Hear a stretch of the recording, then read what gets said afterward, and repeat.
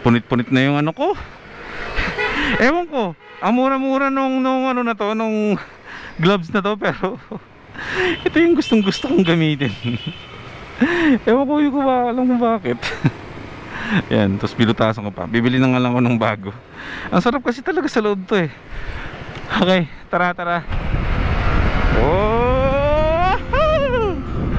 Good morning mga first timers. Anong first time ang meron sa inyo ngayon? Andito tayo ngayon sa Caloocan mga first timers. Nasa ilalim ako ng kahabaan ng LRT na to. Actually ngayon lang ako nadaan dito ng nakamotor. Pupunta ako ngayon ng biglaan to na magkikita kami dalawa ni Paulo Busa. Sasamahan niya tayo ngayon kasi alam nyo na yan kasi nung kagabi nag-post na ako sa page ko kung ano na yung brand ng helmet na dadali natin, which is yun nga yung Geely. Geely na ako mga first timers. Congratulate nyo naman ako. Comment nyo naman dyan. We made it mga first timers. Dapat mga next week pa yung pirmahan ng kontrata, but biglaan na yung LA squad ngayong linggo ay pupunta ng South kasi meron kaming video shoot, kaming buong grupo. Dapat next week pa yun eh. Ko i-announce na Geely na nga tayo. Pero nagkataon kasi nabiglaan lang talaga na may video shoot ang LA squad. Kaya sabi ko, kailangan ko nang isuot yung helmet ng Geely. Eh, Sabado ngayon, sarado din naman yung opisina ng Geely. Kaya, ayun, nakausap natin yung Geely na yung helmet na isusuot ko is kukunin natin dito sa Buendia, sa Moto Tribe. So pipili tayo ng helmet ngayon na babagay sa akin, sa personality ko, at saka sa kulay ni Madonna. Sasamahan tayo ni Paulo Busa doon, syempre, which is, alam nyo naman yan, si Paulo Busa is influencer ambassador din ng Geely. So pareho kami dalawa. So anong oras na ba? 8:30 pala ng umaga. Ang usapan namin dalawa ni Paulo Busa is alas 9. Gusto mo makita sa Buendia. Eh, nasa ano na ako, lagpas na to ng 5th Avenue.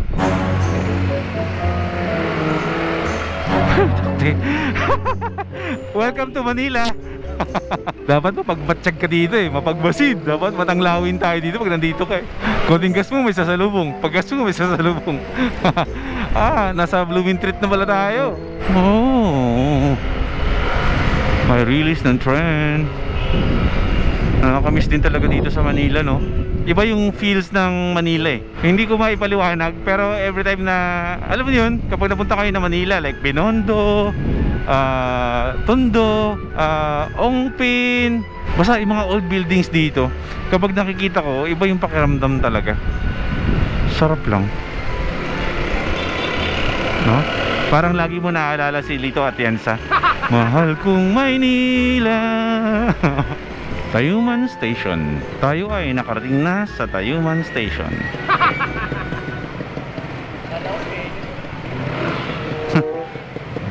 Si Kenneth daw ako. Tinawag akong Kenneth ni Manong. Kenneth, sabi niya, Kenneth. Dapat pala sinakyan ko, no? Tinawag kong George. Alright, Tayuman Station na tayo. Bilis-bilisan na natin. Sarap, Maynila. Matagal-tagal din ako hindi nakapunta dito. Recto. Ayan, ang lugar na parang lahat nandito ng kailangan mo. Basta nandito lahat sa Recto.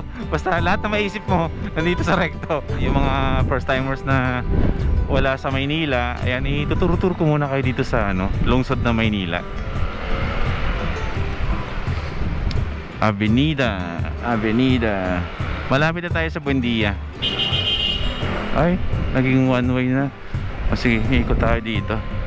Okay, iikot tayo dito sa Rotunda. Pwede ba dito dumaan? O siya, sige na nga, bahala na nga. Pwede yan. Oops. Sige bro. Sige na, akan na. Okay. Baka dito naman talaga yung daan. Oh, sarap ah. Anong tawag dito? Tawag dito sa bridge na to?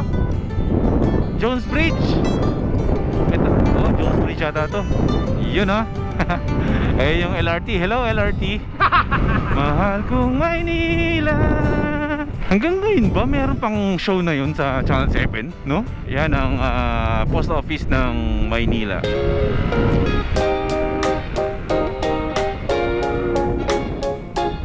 Ito naman nasa kanan ko ay Intramuros. Intramuros yan dyan. May mga nag-golf dyan. Tayo ng underpass Lagos Nilad. Electric bike. National Museum of Arts. Yan, pambansang museo. Dito naman ay ang Rizal Park. Ayan, sa mga first timers na hindi pa wala dito sa Luzon. Ayan, ito yung Rizal Park. Pag dire-diretso mo yan, eh ano yan, doon mo makikita yung monumento ni Rizal. Pedro Hill. Takbong chubby lang tayo. Abutan pa ako. Sayang. Okay, ibigay natin ang 45 seconds ng buhay natin sa stoplight na ito. Mula dito papunta dun sa Moto Tribe is 13 minutes na tayo, 3.9 kilometers. Eh, nasan ako? Okay. Sige, diretso lang. Okay, ito naman ay Del Salle University, ang school ng mga mayayaman. Shoutout sa mga pinsan ko nga pala. Ayan, mga pinsan ko dito nag-aaral dati. Kay Patrick Yu, kay Michael Yu, tsaka sa tita ko, kay Tessie Yu, tsaka kay Uncle Peter Yu. Kamusta kayo? Dito ako ngayon sa school nyo. Oh, ang cute oh. Wow. Sana all. Police sila. Police lovers. Cute nyo. Sana all. Zero. Nainggit pa eh. Oh, time check 8:51. Ang usapan namin 9 AM. Mukhang dadating ako sa tamang oras, Paulo Busa. Maghanap tayo ng U-turn dito. Ito yung lugar na kinamuhayan ko ng lumang pagkatao ko. Kaya pag diniretso nyo yan, parang ano na yan, papuntang Baywalk na yan. Papunta na yan ng SM Mega Mall. Sa susunod, dun tayo papasyal para may iba lang. Tapos mag ano tayo dun, pahangin-hangin tayo dun sa Sea Bay na? O sa tinatawag na Seawall, parang ganon. Uy, grabe naman. Mani. Oh, luwag ah. Yan na, malapit na tayo. Gusto nyo gawin nating motor to ni Motodeck? Pipindutin mo lang to dito eh. Tapos magta-transform na tayo into Motodeck. Total pareho naman kami ng motor eh. Wag na lang. Charot lang, joke lang. Ay, Makdo. Dito tayo, Makdo. Ayun, nakita ko na yung Moto Tribe. Diyos ko, lumagpas ako. Ay, nako. Inago ng Makdo yung attention ko. U-turn tayo, mag-U-turn tayo dito, mga pre. Nung yung Makdo yun ah. Wala pa si Pau Pau. Pero on the way na yan, bumibira-bira na yun. Ayan, Moto Tribe. Antayin ko muna si Paulo Busa. Ito, welcome. Ito na yung Moto Tribe. Habang wala si Paulo Busa, edi magkano tayo? Magmakdo tayo. Pero pabawalit ko. Sana meron. Okay, park muna natin yung si Madonna. At habang wala pa si Paulo Busa, kakain muna ako or magkakape muna ako dito sa McDonald's. Yan ang umagaw atensyon sa akin. Mas nauna ko pang mabigyan ng atensyon yung McDo kaysa dun sa mga helmets. Hello po. Hello. Ito lang, dami kong bit-bit.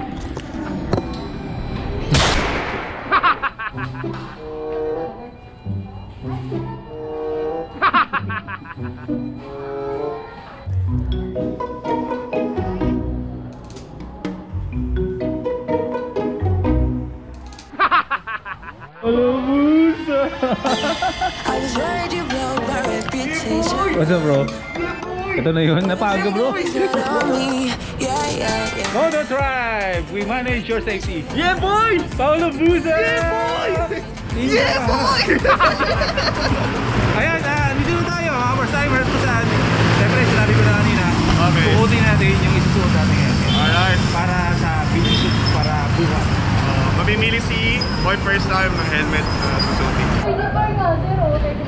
May 34 po! Hindi pa yung patay na ako. Ilan? 34.6. 34 din? Ang bilis magbaba ng ano ko. Oh, kanina 36.2 yata. Ano to? Ba't ganito yung bubungan dito? Uy! Bakit yan dito, uy? Ganda na pagkaka-welcome sa akin, bro. Grabe, ang liit, bro. Sinong tato? Hindi ka dyan nakahawak kanina. Ang ganda ng pagkakahawak mo sa puwet na. Nandito tayo ngayon sa Moto Tribe. Dapat dito, nakita niyo iba't ibang klaseng helmet. Gire, Zebra, at kung ano-ano pang ibang brand.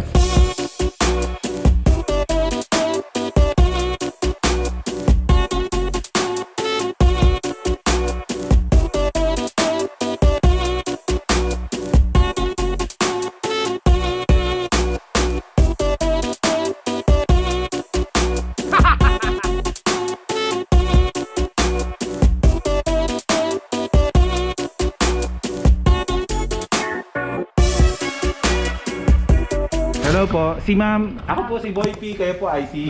Jackie. Miss Jackie. Krisa. Miss Krisa. She. She, yung humawak nung ano kayo na. Hindi ka dyan nakahawak kanina. Sinong tato? So, ayun bro. Tulungan mo ako pimilian. So, ang daming helmets ng Geely na pag-iisipan ko kung anong pipiliin ko. Nahirapan ako. Pero, pipili tayo ng isa. Ito na yan.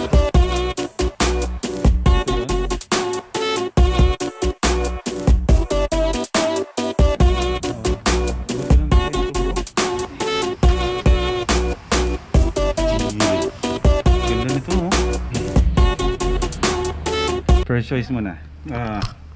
Boom boom boom boom boom.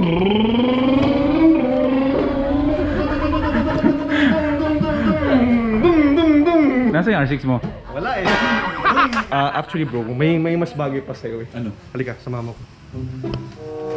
Kasi si Backlin, simple lang daw siya. So bagay sa kanya yung mga ganitong helmet eh. Pakita ko lang ah. Ayun no. Kanina ka pa hirap na hirap. Ay, dyan lang pala yung gusto mo ah. Pwede ba sukatin to? Oo! Ito pala eh. Kanina ka pa nahihirapan dyan eh. Dito lang pala Ito eh. Green. Diba? O ito na lang.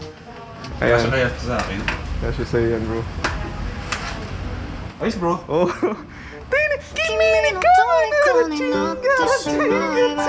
to. Ito yung napili ko. Eto na, okay na. May napili na po si McLean, boy first time. Napakaganda oh. Kimi ni ka na na ching. Ito kasi, itong air vent na to, napakaganda niyan. Lumalamig talaga yung ulo mo. Air vent mo? Minsan, booster din yan. Gusto mo patalikod. So, ito mo ng patalikod. Dito pumapasok yung hangin. Oo. Tapos kung gusto mong bumilis, Oo. susot mo ng ano. Patalikod. Inuubo ako sa'yo, McLean eh. Then meron pa dito bro, ito seryoso to. Marami kasi mga design na pwede sa'yo.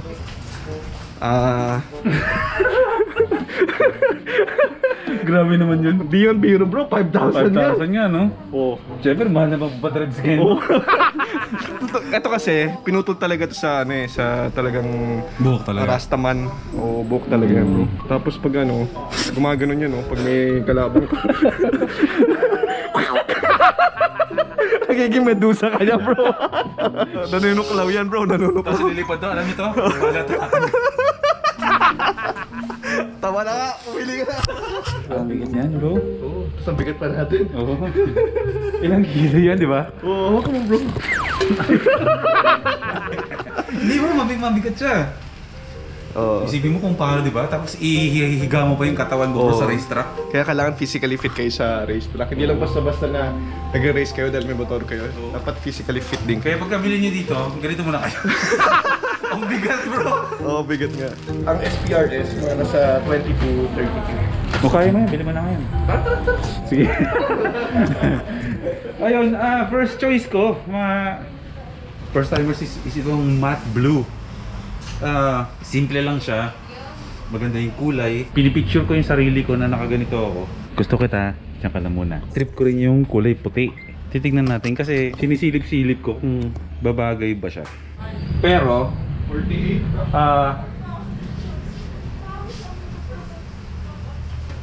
Mas gusto ko to. Sa LA Squad, tayo yung Blue Ranger eh. So, magaganito ako. Para at least merong personality, no? As Blue Ranger ng LA Squad.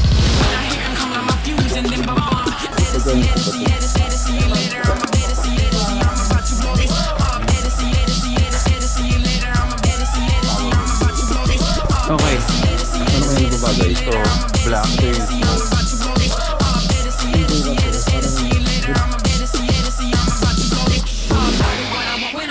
Oh, sure.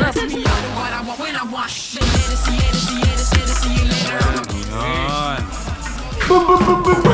Ay, pwede to! Ewan ko na safe na safe ko yan. O, itong kakabit natin. Oh. Galing. My God. Hindi ko ba natatakot dito sa dalawa kayo napatayin natin dito eh. Kanina pa kayo tumititig eh. Diyan kayo magtitigan kayong dalawa dyan ha. Parang lalaban ako kay Rita Repulsa, bro. Oo. Nakapagsalamin pa ako. Oo nga. Alright. Ayos. Pagkita dito bro, pag ganito, pag nagmumotor ako, hindi na alam kung kanina ako nakatingin. Oo nga no. Pwede. Hindi mo din alam, duling ka. Kakabit natin bro. Kakabit natin, bro. Kasi kahit alam ko matibay to, sisirain ko yun dahil mabigat yung kamay ko. Sige, mag-face shield ko na yung isa para hindi kayo magkahawaan. Yeah. Okay? Yun! Oh my God, bro! Yun! Sana all? Yun, ito na ang bagong helmet natin, mga first timers. Geely, syempre. Bangis bro. Pasok mga suki, presyong moto, wala. Sampu, 20. Energy! Energy! Teka lang, may bibili. Saglit lang. Habulin ko lang para kasi may nagkakaintro. Sige.